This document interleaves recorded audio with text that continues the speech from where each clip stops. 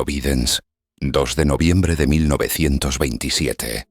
Querido Melmoth, así que estás terriblemente ocupado tratando de descubrir el sombrío pasado de aquel insufrible joven asiático llamado Varius Avitus Bassianus.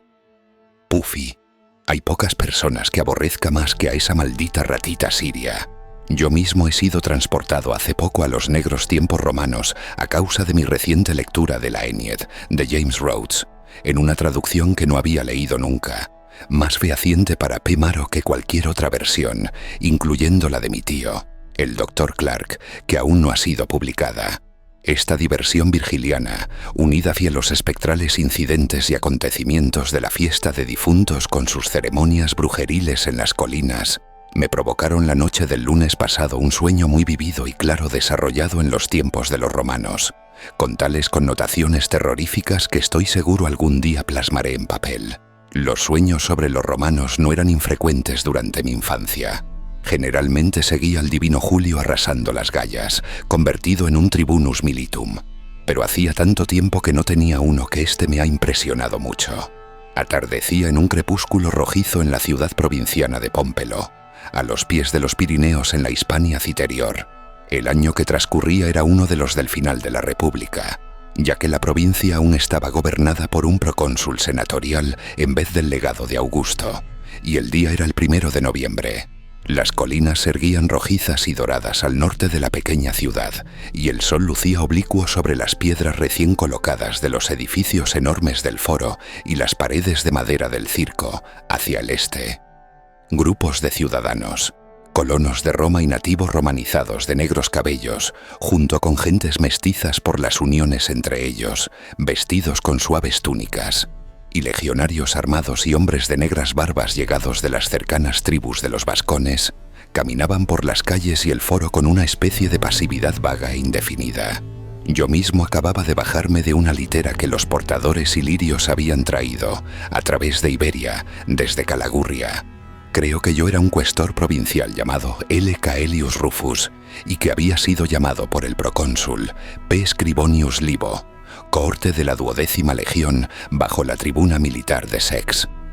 Aselius, el legado de toda la región, Queridio Balbutius, también había venido desde Calagurria, donde se hallaba permanentemente. La causa de la reunión era un horror que pululaba en las colinas. Los ciudadanos estaban aterrorizados y habían solicitado la presencia de una cohorte de Calagurria. Estábamos en la terrible estación del otoño, y la gente salvaje de las montañas se preparaba para las aterradoras ceremonias de las que solo llegaban rumores a la ciudad. Ellos eran la antigua raza que habitaba en lo más alto de las colinas y que hablaban un cortante lenguaje que los vascones no podían entender. Rara vez se los veía, pero algunas veces al año enviaban mensajeros de ojos pequeños y amarillentos para traficar con los mercaderes por medio de señas. Y todos los otoños y primaveras realizaban sus ritos ancestrales en los picos de las montañas, y con sus gritos y fogatas aterrorizaban a los ciudadanos de las villas. Siempre era igual, la noche anterior al inicio de mayo y la noche anterior al inicio de noviembre. Mucha gente podía desaparecer antes de esas fechas para no ser vista nunca más, y había ciertos rumores acerca de que los pastores y agricultores nativos no estaban mal dispuestos con aquella antigua raza, y que más de una cabaña de campesinos se hallaba vacía aquellas noches sabáticas.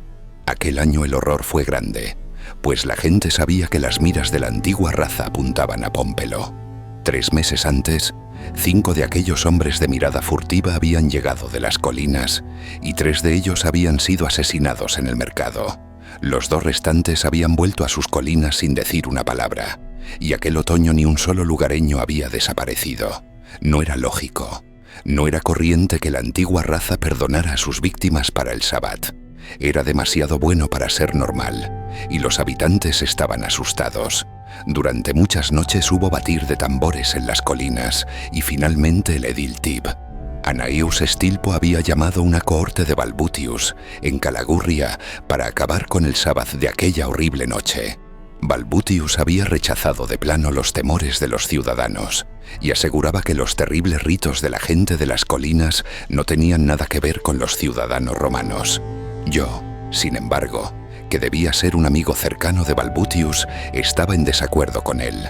Argumenté que había estudiado detenidamente la negra prohibida ciencia y que creía que la antigua gente sería capaz de lanzar alguna maldición impronunciable sobre la ciudad, que ante todo era un 1900 asentamiento romano y cobijaba gran cantidad de ciudadanos nuestros.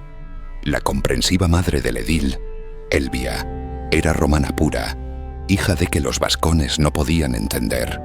Rara M. Helviuscina, que había llegado con la armada de Escipión, de forma que envié un esclavo, un pequeño griego llamado Antípater, al procónsul con una serie de cartas, y Scribonius atendió mis ruegos y ordenó a Balbutius que enviase la quinta cohorte, bajo el mando de Aselius, a Pómpelo, aconsejando que recorriese las colinas la primera noche de noviembre y cogiese todos los prisioneros que interviniesen en esas orgías sin nombre, trayéndolos a Tarraco.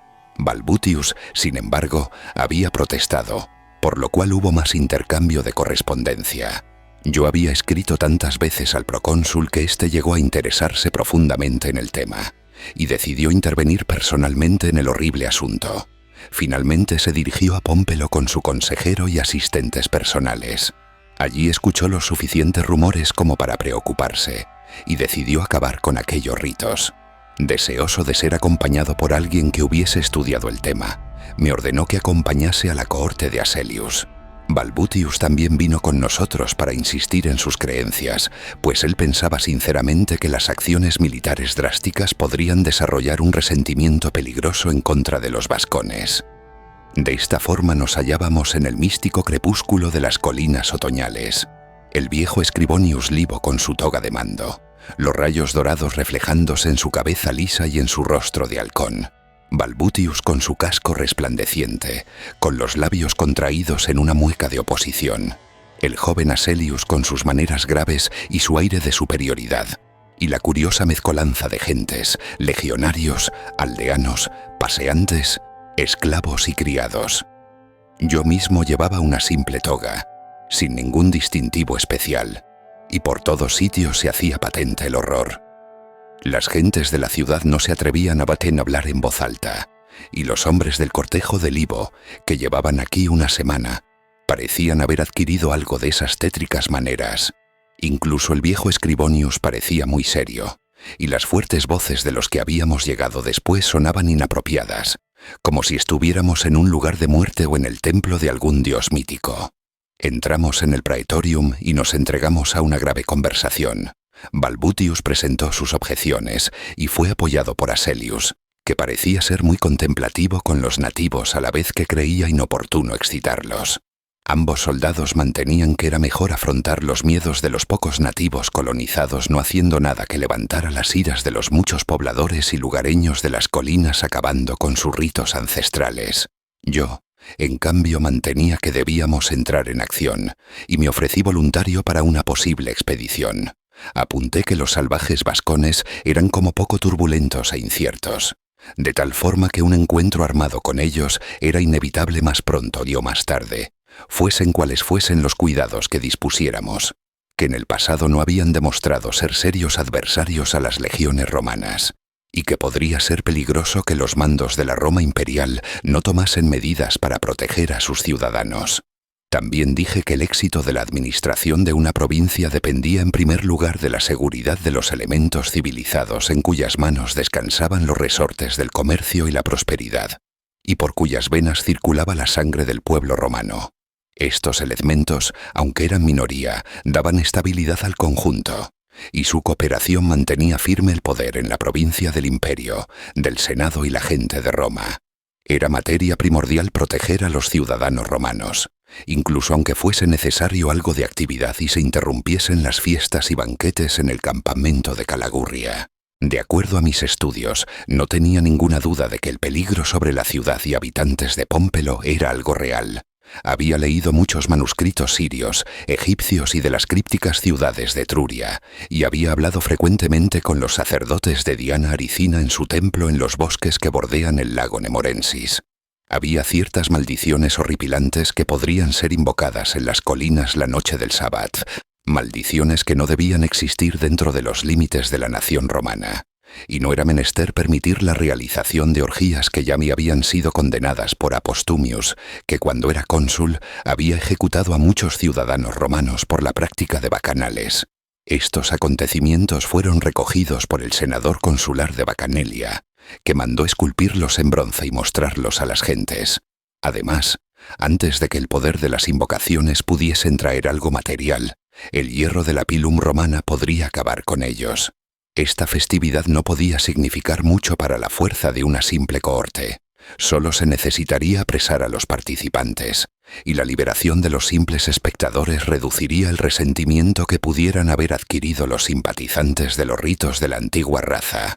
Resumiendo, los principios políticos requerían acciones drásticas, y yo no albergaba ninguna duda de que Publius Scribonius, con su sentimiento de dignidad y sus obligaciones para con las gentes romanas, ordenaría avanzar a la cohorte, y a mí con ella, a pesar de las objeciones de Balbutius y Aselius, que en verdad hablaban más como provincianos que como ciudadanos romanos. El sol se hallaba muy bajo ahora, y toda la ciudad parecía sumida en un fulgor irreal y maligno. Entonces el procónsul P. Scribonius dijo que estaba de acuerdo con mis consejos, y me emplazó en una de las cohortes con el rango provisional de centurio primipilus. Balbutius y Aselius accedieron, el primero con mejor ánimo que el segundo. Mientras el crepúsculo caía sobre los precipicios otoñales, un extraño y horrible batir de tambores se diseminó en la distancia con monótono ritmo. Algunos de los legionarios se estremecieron, pero las fuertes voces de mando les hicieron ponerse firmes, y pronto toda la cohorte fue conducida hacia el este desde el circo. Libo, al igual que Balbutius, insistió en acompañar a la cohorte, pero tuvimos gran dificultad para encontrar un nativo que nos mostrase las escabrosas sendas de las montanas. Por fin, un joven llamado Barcelius, hijo de romanos de sangre pura, accedió a llevarnos al inicio de las colinas. Comenzamos a caminar bajo la oscuridad creciente, con los rayos de una plateada luna luciendo sobre los bosques que se extendían a nuestra izquierda. Lo que más nos inquietaba era el hecho de que el sábado fuera celebrado de cualquier forma. Las nuevas de que una cohorte se hallaba en camino deberían haber llegado a las colinas, incluso aunque la decisión hubiese sido otra que la tomada. El rumor debería haber sido igual de alarmante. Sin embargo, los horribles tambores continuaban batiendo, como si los participantes tuvieran alguna razón peculiar para mostrarse totalmente indiferentes marcharan o no contra ellos las legiones romanas. El sonido creció en intensidad según nos adentrábamos en las primeras cuestas de las colinas, con tupidos bosques rodeándonos por todos sitios, cuyos troncos adoptaban fantasmagóricas formas a la luz de nuestras antorchas. Todos iban a pie excepto Libo, Balbutius, Aselius, 2 o 3 centuriones y yo mismo, y poco a poco el camino se fue haciendo tan abrupto y estrecho que aquellos que teníamos caballos nos vimos forzados a dejarlos. Dejamos una guardia de 10 hombres para guardarlos, aunque las bandas de ladrones difícilmente se atreverían a actuar en semejante noche de horror.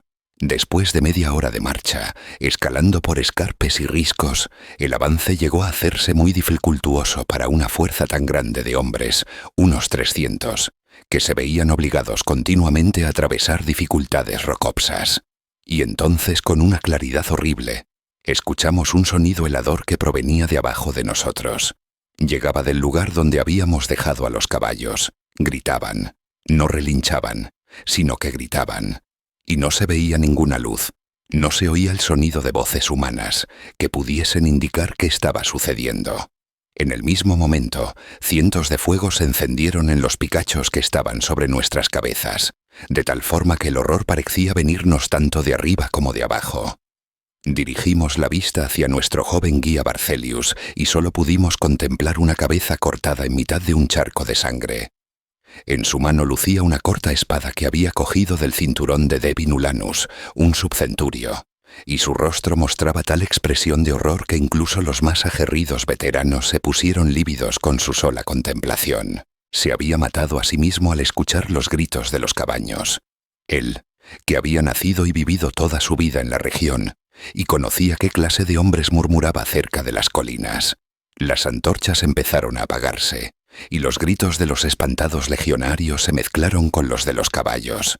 El aire se tornó perceptiblemente más frío, más de lo normal para los primeros días de noviembre, y parecía batir con terribles vibraciones que yo no me atrevía a conexionar con el zumbido de los tambores. Toda la corte permaneció quieta, y cuando las antorchas terminaron de apagarse, contemplé unas sombras fantásticas que se dibujaban en el cielo sobre la luminosidad de la Vía Láctea, como si proviniesen de Perseus, Casiopea, Cefeus y Cygnus. De pronto, todas las estrellas se esfumaron del cielo, incluso las brillantes Vega y Deben, así como la solitaria Altair y Fomalhaut. Las antorchas se apagaron completamente, todas a la vez, y sobre la cohorte aterrada y aullante solo quedó el desconcierto y la luminosidad de los horribles fuegos que ardían en las cumbres. Un infierno rojo, y la silueta de las formas imposibles y colosales de bestias tan innombrables que ni los sacerdotes prigios ni los hechiceros se han atrevido a murmurar en su más alocadas historias.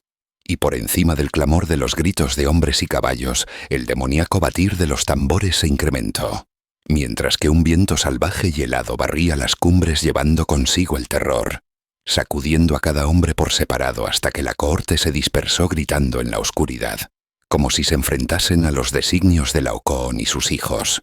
Solo el viejo Escribonius paurecía resignado.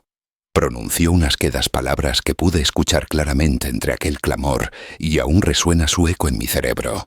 Malivia vetus, maligia vetus est, venit, tandem venit. La malicia es vieja, llega al fin. Y entonces desperté. Fue el sueño más vivido que he tenido desde hace años, superpuesto en mi subconsciente sobre lugares y cosas olvidadas. No existe ninguna crónica del destino de aquella cohorte, pero la ciudad al menos fue salvada. Las enciclopedias hablan de la existencia de Pómpelo en nuestros días, cuyo nombre español contemporáneo es Pompelona. Tú, siempre tuyo por la supremacía del godo. G. Lulius Verus Maximinus,